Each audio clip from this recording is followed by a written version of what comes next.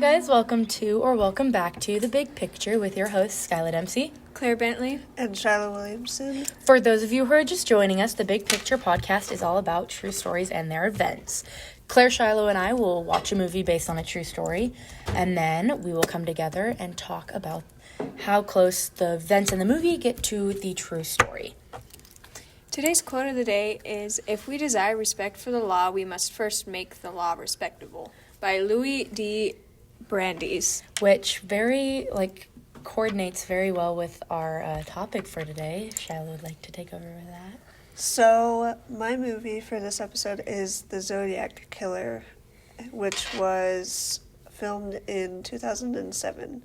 Yes, and for this, we have a very special guest. Her name is Cassandra Offt. She's actually here with us, not on call, so... Hi, guys. How's it going? Good. Tell us a little bit about yourself. Yeah, how did you get into teaching? So I am a teacher at Asotin High School. I decided that I wanted to be a teacher when I was a sophomore in high school, and I'd wanted to be one as a little kid, but then I wanted to be like an Egyptologist, and things got in the way. So I decided on that, and then I went to school at Carroll College in Helena, Montana, and then did my graduate work at Washington State University. Then I taught for a couple years in OMAC. Then I came here to teach in the middle school, and now I'm here. This is my second year at the high school. Nice. And what's your favorite part about being a teacher right now? It's got to be the connections that I get to make with you guys. I love having the relationships, getting to know you, getting to help you be the best that you can be. It just gives my life meaning. Yeah, for my junior class, that's definitely a thing, because our 6th-hour class, I feel like we're more or less your students than we are a group of just 28 friends just hanging out, because we all get our work done. Those are the best teachers. Those are Miss Offt is definitely one of them. Thanks, guys. Hence why I gave her an amazing Christmas gift. Do you know anything about the Zodiac Killer? Yeah, what do you remember about the movie that you watched? So I know probably more of the true crime side than the movie. I kind of remember the movie.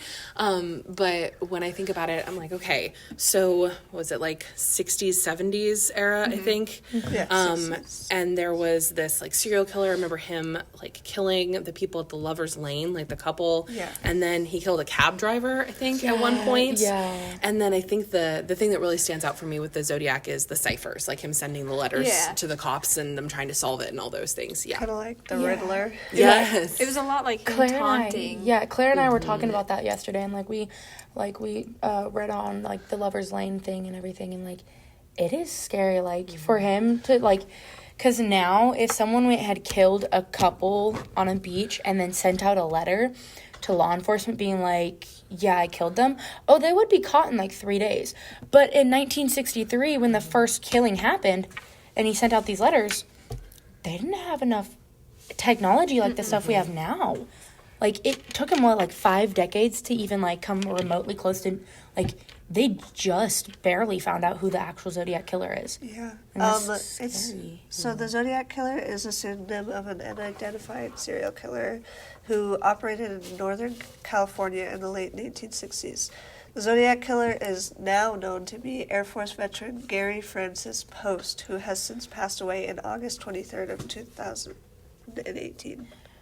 That's scary. They probably didn't know who the Zodiac Killer was right up until he probably passed away. Yeah. That's just scary. I remember 2018 is the year my parents got married, and they've been married for 5 years, and I remember, me feeling there was nothing wrong with 2018, because then, 2019 hit, and we're COVID, sucks to be you.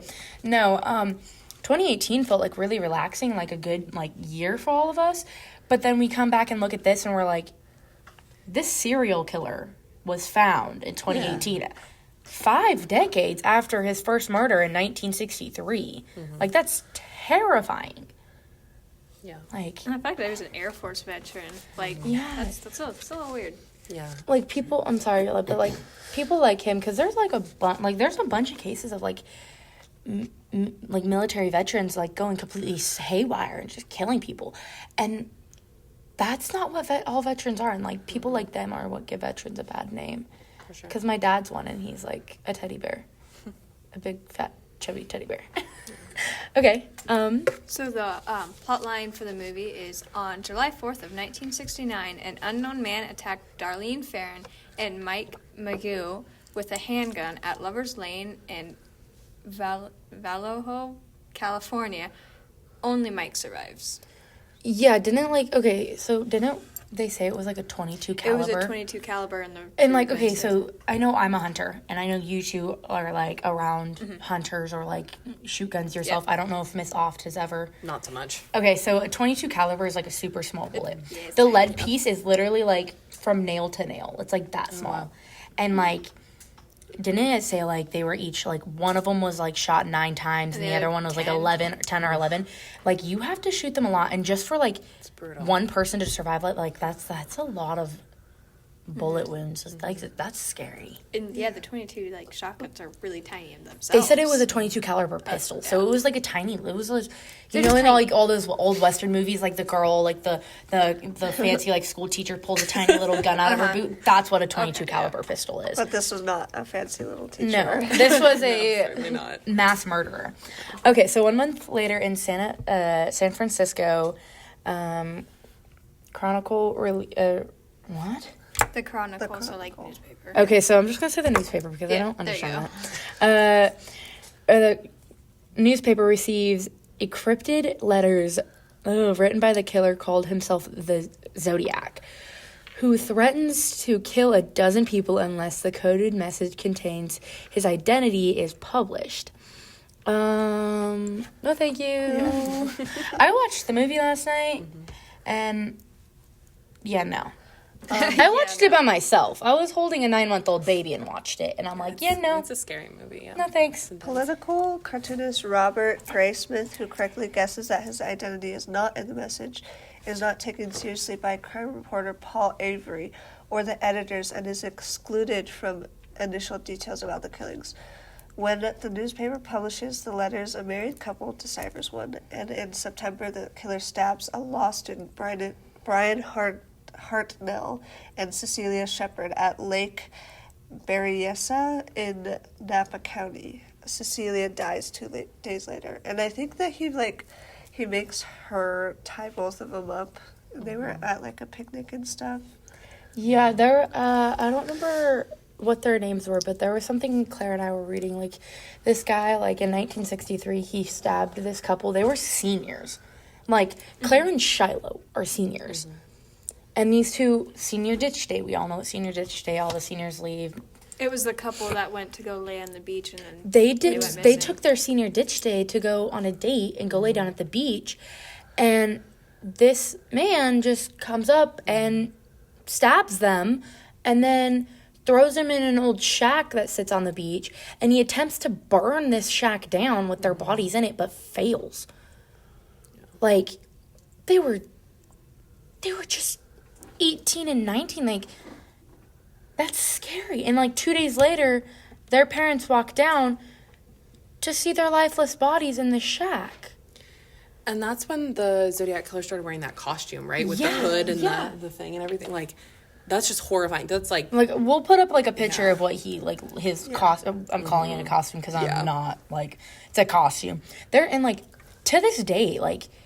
Something that goes back with one of our previous episodes. I don't think you've watched any of our other episodes, but one of our previous episodes was on the movie I'm Not Ashamed. Do you know what that is? No, but that sounds so Okay, familiar. so I'm Not Ashamed is like this a movie based on the true story of the 1999 Columbine High School shooting. Okay, yes. And like the two boys were part of this thing called the Trench Coat Club. Trench coat Mafia. And like to this day, so like this happened in 1999 in the Columbine High School shooting. To this day, there are still people who are trying to recreate that at schools. Oh, that's unsettling. And it's the same with... And same, like, there's, like, people to this day who are, like, trying to recreate the Zodiac killings. And I'm like... So there was actually 2 people that did try to recreate it, and one was the Kobe child murders, which occurred in Suma, Kobe, Japan on March 16th and May 27th of 1997. There were 2 victims, Ayaka Yamashita, age 10, and June Hayes, age 11, were murdered by a 14-year-old boy reportedly named Shinichiro Azuma under the alias Seito Sakibara. The perpetrator was arrested on June 28th in 1997, and in connection with the Hase murders, he later both confessed to both of them.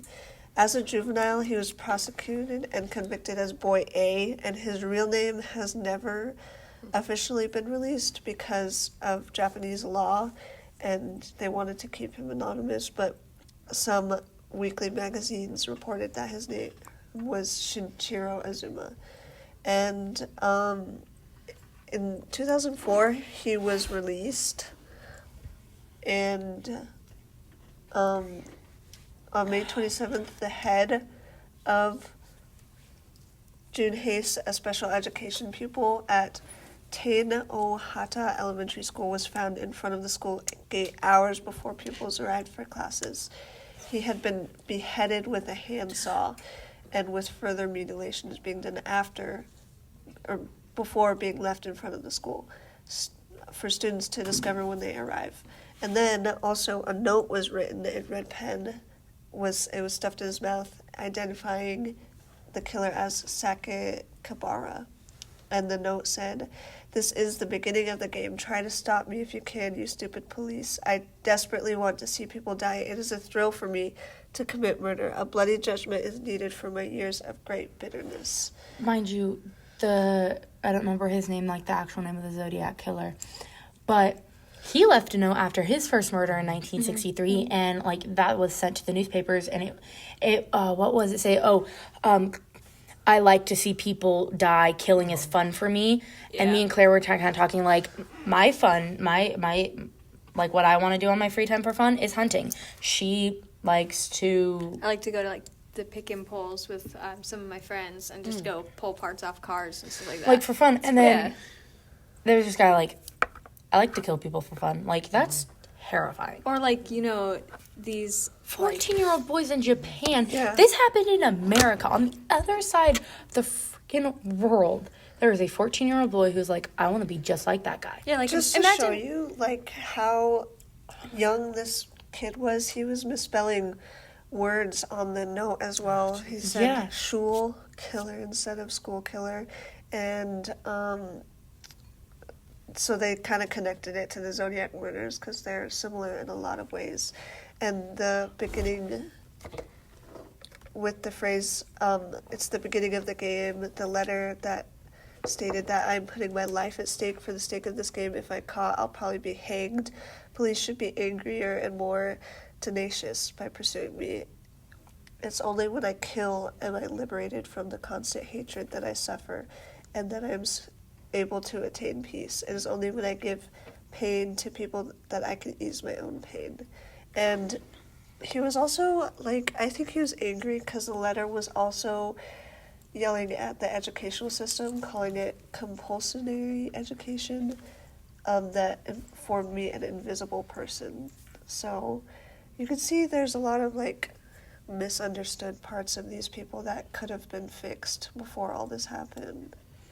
Yeah, and it's so scary, too, I think, because, like, when people are struggling, when they have somebody that they can identify with and it's a horrible person to, like, connect to, and I think it's such a danger of when we glorify serial killers, because, like, I love true crime, and I love serial, like, I'm fascinated by this. Yeah. I think we all are. Yeah, I feel like that's something that we can fall into sometimes is when we're like, oh, you know, we talk about these killers and we don't focus on the victims and we don't focus on the horrors of it, then all of a sudden we glorify them and it becomes things like this where, you know, a kid in Japan, because he's disturbed and he's struggling and all these things, he ends up identifying with this horrible human and deciding that that's the path he wants to follow. And I think that's like what's wrong with the society in America is like we glorify these killers and we're sorry for this family for like their kids dying and we're so sorry that these kids died, but let's talk about who this person was. Let's dig deeper. Like, we're in Washington and we're in the LC Valley in Idaho, just over the border over at U of I, the Idaho College. There were 4 kids stabbed, And It's horrifying. today, like still today, they're talking about this Ryan Kohlberger, the guy who murdered them. Mm-hmm. And every once in a while, they're like, sorry for the kids and the parents. But let's dig deeper. They're like literally live streaming all of the court cases, and they're not doing anything. Like, yeah, they're talking about these kids, but we're so fixated on who this killer is that.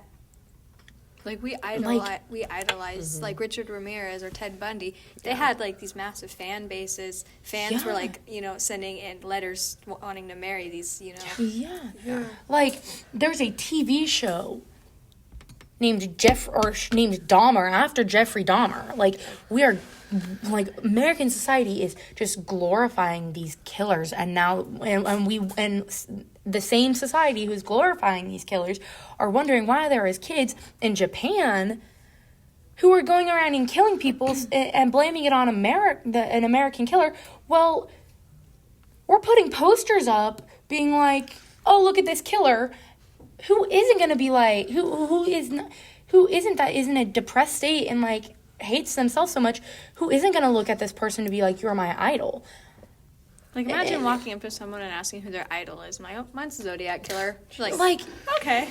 Like, everyone else has, like, these normal idols. Yeah. Like, I look up to my Hers is Taylor Swift. Mrs. Offt is Taylor Swift. Yes, it is. No shame. If we had to go with that, if I had to, like, somewhat agree with her, mine would be Travis Kelce only because it's football. Like, my idol is my fire chief. I look up to him. But no. Mine's my dad. This guy... Zodiac and that's killer. what's wrong with American society, is we just glorify these killers, and it's horrendous. Yeah. That's scary. So after the March 16th attack, he wrote in his diary, quote, I carried out sacred experiments today to confirm how fragile human beings are. I brought the hammer down. When the girl turned to face me, I think I hit her a few times, but I was too excited to remember, end quote. The following week, on March 23rd, he added, quote, this morning my mom told me, poor girl, the girl attacked seems to have died. There is no sign of me being caught. I thank you. And then he said, you know, their God in his language. Bam, why? I'm not going to try to pronounce it. So he's thanking the God for this. So he's, for this, please continue to protect me, end quote. The meaning or identity of this God remains unclear. A number of people, including Shojiro Goto, a lawyer who dealt with many false accusation cases, Hideaki Kimo, oh my gosh, these are so hard, and Nobuyoshi Itowa, former principal of the junior high school that boy A attended, insists that the boy A was wrongfully accused and point out contradictions. In the statement of the investigating authorities, some examples. Police investigation said that one of the murders was made by a left-handed boy or a left-handed person, and boy A is right-handed. Boy A's confession contains many absurd statements and claims of things that would be impossible for a 14-year-old boy or for a 14-year-old to do. Like, hold on. Yeah. Like... So that's the thing with a lot of cases, and especially solved cases, is that it's never, unless it's like plain as day, you're never 100% sure, which is the hard part of that job, because you can never be 100% sure that the person that you're putting away is somebody that actually did this. Yeah. And we're seeing more and more how, like, false confessions are a thing, like, because we didn't understand the psychology that, like, happens in, like, interrogations and stuff as much as we do now.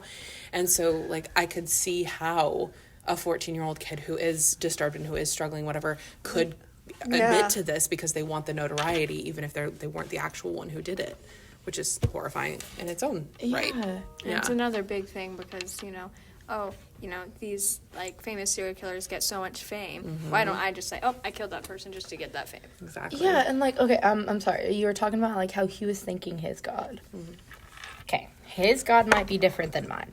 It more than likely is, because my God will forgive you for your sins all the time.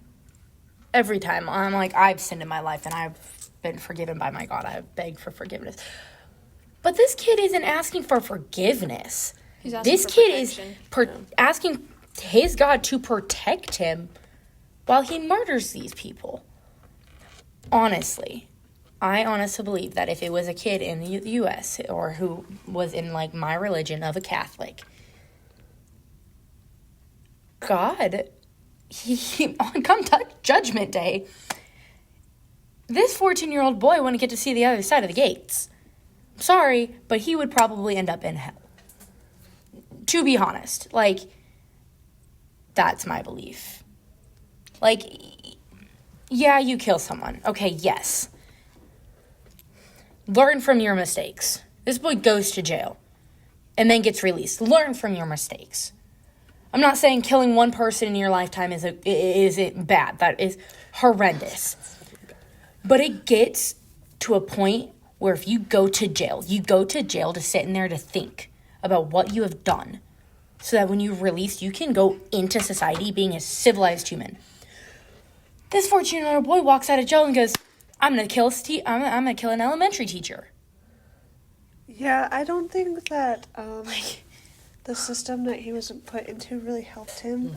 I don't think he was really given a chance to change himself, or, like, what was the problem in the first place? And you never look at that. You always want them to fix themselves, but nobody ever tries to fix No one why provides that help. person's doing that. Yeah.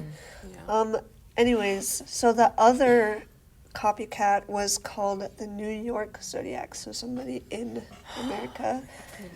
I don't like New York. Heriberto Seda, born July 31st, 1967, often referred to as the New York Zodiac or the Brooklyn Sniper, is an American serial killer who was active in New York City from 1990 through 1993. He fatally shot 3 people and wounded 6 others, 4 critically, before being caught on June 18th, 1996.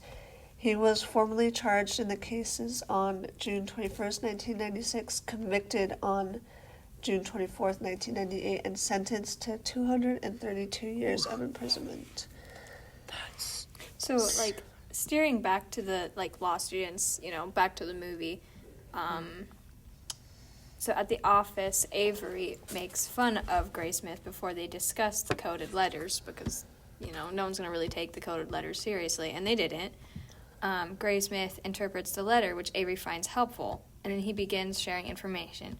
One of Graysmith's insights about the letters in the Zodiac's reference to man as the, quote, the most dangerous animal of them all, end quote, is a reference to the film The Most Dangerous Game, which features the villainous Count Zeroff, a man who hunts live human prey.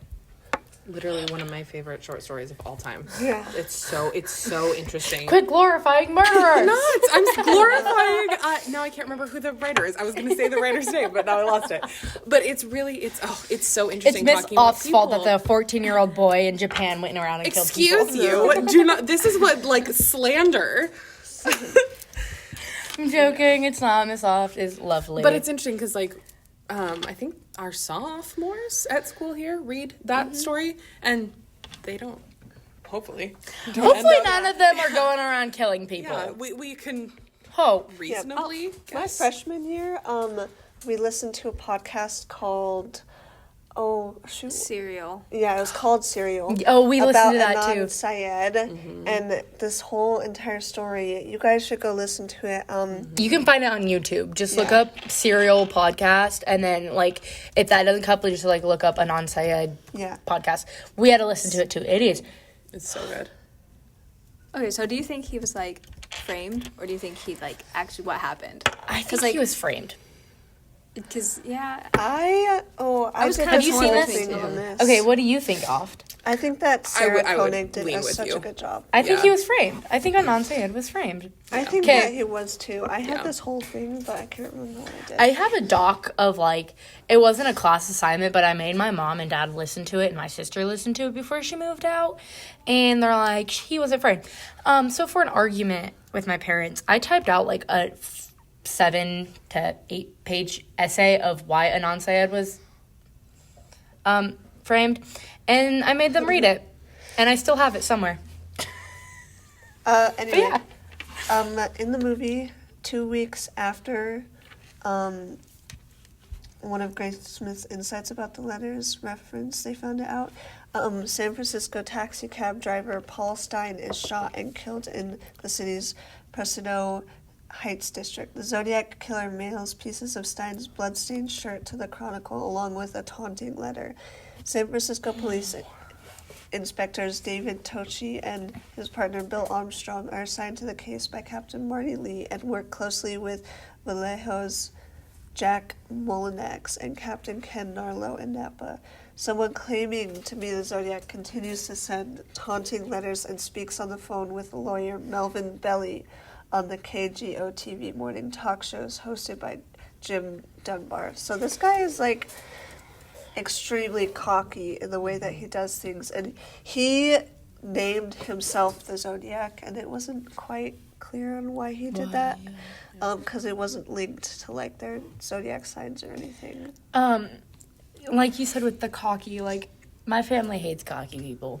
I'm not gonna name names nor initials. I'm not gonna name names, but their initials are, and then say their name. I'm not gonna say his name. He's older than me. I think he's like 3 years older than me. He got really cocky one night at a bonfire at our house with my dad, and then he fell asleep in our yard, and because he was cocky, he had just bought a pair of brand new $400 cowboy boots, and my dad spray painted them red. So don't get cocky around me and my family. I'm pretty sure my dad wouldn't spray paint a serial killer's boots. He'd probably do something worse. Don't know what that would be, but yeah, don't get cocky around my family. Like, sending in pieces of their bloodstained shirt. Like, That's horrifying. So the detectives in this case, they questioned a suspect, and they noticed that he wears a Zodiac wristwatch with the same logo used by the killer. And so they kind of like suspecting this guy a lot. However, a handwriting expert insists Alan did not write the Zodiac letters, even though Alan said to be ambidextrous. Avery receives a letter threatening his life. Becoming paranoid, he turns to drugs and alcohol. Hayden McLeod to the office. Doesn't announce it. we're currently in a classroom, so yeah, we're not in our studio. He shares this letter with the Riverside Police Department that the killer might have been active before the initial killings. The case's notary waits on Toshi, who cannot sit through a Hollywood film. Didn't he have like Loosely based on Zodiac. Didn't like the Zodiac killer have like 20 to 30 victims? Like that. It's like he 37. said? Like, they know for sure 5 of them he did kill. But he But said, in like- one of his notes, he said there's many, like, you guys are only finding the easier ones. There's harder ones out there. There's, like, more difficult ones out there. And, they're like, okay, based on, like, because he didn't make all of his murders the same. Like, I don't remember who it was. There was one guy who's notorious for murder. Like, he made pretty much all of his killings, like, the exact same. Like, he stabbed all of his victims. I don't remember who it was. But, like, he didn't do it all, but, like, he did them all in the same way. Like, he did a lot of couples. And, like, with the first 2 we read about, they were both couples. And coincidence or not, most of the time when when this guy killed couples, the guys survived. The women didn't. No thanks. So I'm glad he's dead. The artist in this movie, he tries to continue his own investigation, and he becomes obsessed with this killer. And he begins receiving phone calls from someone breathing heavily. You all know that part in the scary movie where you get the phone call and they're like... Every scary movie, I see you. I want to play a game. So he becomes so obsessed that he loses his job, and his wife even leaves him, taking their children. He learns that Alan, the guy that they're suspecting, lived close to Farron and probably knew her, and that his birthday matches the one the Zodiac gave when he spoke to one of Melvin's maids. While circumstantial evidence seemed to indicate his guilt, the physical evidence, such as fingerprints and handwriting, do not implicate him. And in 1983, Grace Smith tracks Alan to a hardware store where he works as a sales clerk, and they stare at each other, and then Grace Smith leaves. 8 years later, after he wrote a book, The Zodiac, which is a bestseller, he Mike Magoo, which is one of his victims that survived. He identifies him from a police mugshot. But at the end of the movie, we see that Alan died before police could question him, and the case remains open. So, Yeah. Like, we found our murderer, but he's dead, so we can't really, like, talk about it. Yeah, you don't get the so answers yeah, you want. 5 confirmed dead, 2 injured, possibly 20 to 28 total dead, but he claimed to have had 37. So, I think that a lot of serial killers claim to have a lot more because this is one of them that carries that pride with him, trying to get as much as he can. Like, I carry pride in, like, my hunting and, like, carry pride in my family, not killing people. Anyways, But- that was the end of the movie. Oh, what were we going to say? But then again, since he killed so many of his victims in so many different ways, then again, like, he could have killed more than 5. Yeah. But you wouldn't know because you can't tie it to any of it. Yeah. Okay, I do want to ask one question. Mm-hmm. Like, this whole time I've kind of, like, been watching Miss Often or reading and everything, you seem, like, very invested in all of this. Mm-hmm. I want to know. So, you said you've watched the movie The Zodiac a long time ago, like, years ago. How old would you say you were when you watched it? Oh, probably 16. So, around my age, because I'm 17, so, like, around mine and Claire's age, and Shiloh's age. I almost forgot who you were for a second. Like, when you were watching this, like, what do you remember, like, what was running through your mind as you were watching this movie, or, like, why did you watch the movie?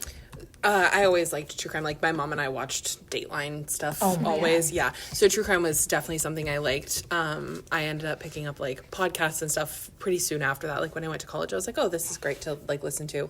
But yeah, I remember being very on edge about, like, the movie and being very, like, invested in the story just because it's such a, like, that it's a real thing. It seems like fiction, right? Where this killer is so dramatic and he is, like, seeking out the cops and writing these ciphers and all these crazy things. And I thought it was, like, really fascinating that something that seems fictional was actually real. Like, Okay, that I was crazy. gonna say Yeah. a second. I'm like, please do not say that it seems like so, like, it was so awesome to you that, like, there is this guy who can actually be doing this. And I'm like, please don't No, say it's that like, off. It's, like, wild that somebody Yeah. behaves Things like that. And yeah. I'm so interested in the psychology that goes behind it and what makes a person, like, I think that nobody is born like this. I don't think, I think it's always the upbringing, because if you look at the backstory behind every single serial killer or anybody who does this, they always have something that They're kind of either, makes them like- switch. Yeah, they were, like, abused as a child, sexually harassed. Like, there's Yeah. people who go and kill people who were raped, and then they, like, switch. Or, like, they were bullied and picked on in school, or they were, like, neglected. Yeah. And then that's, like, they do it for, like, that attention, that, like, the attention, like, everyone's longing for, that, like, they long for. And yes, there's other ways that they could go about getting that attention. But to them, the best way to get that attention is go out and kill somebody. Because And it's- wasn't, like, Dahmer, like, he was neglected in his home life, and he was also He ashamed wasn't because- neglected. His dad more neglected him. His mom, Yeah. his mom mom just loved left. him. His His mom mom just left. like, peace out, homie. Yeah. And then he was ashamed because at the time, being, like, 17, 18. well, then Also, being he attracted was- to the same gender. Gender. He He was was, like, also alright back gay back in the 1960s. Yeah, And that like, wasn't okay. and that was a no-go for, like, that time. And then, like, Yeah. his dad being, like, neglecting him, like, this, that's That kind of was just his what, like, upbringing, yeah. yeah, and that sucks. And I'm stuttering a lot, sorry. I do it when I get scared.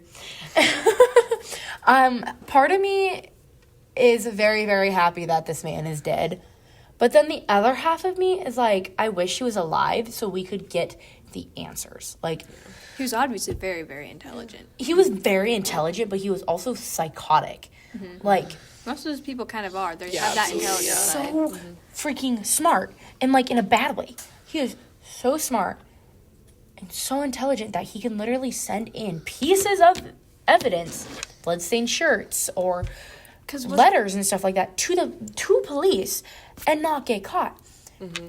And then But it's so psychotic that you would be like, ha. Like, he's pretty much being like every 16-year-old kid when they first get their first car, they're like flinging around their keys on their lanyard, like showing off and all that. But he's just like, that's pretty much what he is. But he's like sending letters being like, haha, look what I did. You can't catch me. Because wasn't, like, there was one of his victims that we read yesterday, he left a watch. Yeah. And then he left boot prints and then hair like, on the victim. Like, yeah. Like, he's pretty much like, haha, you can't catch me if you can, haha. Where, like, every 16-year-old girl, mainly girls, will, like, walk around flinging their keys around. I can see Miss Offt as that kind of person. Like, when she first gets her keys. Like, who are you? Flinging around your keys. No, my 2002 Dodge Neon, no, I was not. But then he's just like, here, I'll give you some of the evidence, but, like, you can't find me. Yeah, you can't. Bye. I'm like, that's scary. And very much like a product of being in that era when we didn't have the DNA and all the tracking and things that we have now. Like, no, not saying I would, but if I go and kill someone and be like, and then send in a letter and be like, here's a bloodstained t-shirt. You can have that. Bye. Here, I give A day later, there's a gift for you. I'd be arrested. Yeah. We're in freaking 1960s and 70s. You're like, bloodstained t-shirt, bye. And they're like, don't know who you are. Who could you be? Mm-hmm. Oh, you're dead. Now you're the murderer. Like, it's horrendous. Like, so, yeah. Yeah. The movie right now is not free on any platform, but you can rent it for $3 on Prime. But that's the end of our episode. Thank you for joining us, Ms. Offt. This was lovely to be here. Been a wild episode. It was very dark. Yeah. Very dark. And it's kind of funny because I think all of ours have, because you were like, you love true crime. And I'm like, funny thing was, before we were doing, like, true stories, we were going to do true crime. And I think every single one of our movies, except for our Christmas movie, we did a Christmas movie. I wanted to do a true story, like, of a murder Christmas movie, but I decided to keep it a little light since it's Christmas. But, like, I'm Not Ashamed was based off of a murder. We did The Conjuring House. Yeah. Yeah. We did the Zodiac. And then we did Operation Christmas Drop. Like, our first 2 episodes were, like, dark, and then Christmas, and then dark again. Because I think the next one we're doing after this is, like, the Hacksaw Ridge, and then we're doing Ring of Fire. So I think... I mean, it lightens up a little bit. But And I think... on the up note. Yep. You are. You're like the climax of our podcast. Sure, I'll be your bright spot in this podcast. Yes, Yep. you are always the bright spot. Well, that is it, and that is Take 1, episode 5, The Big Picture. Cut.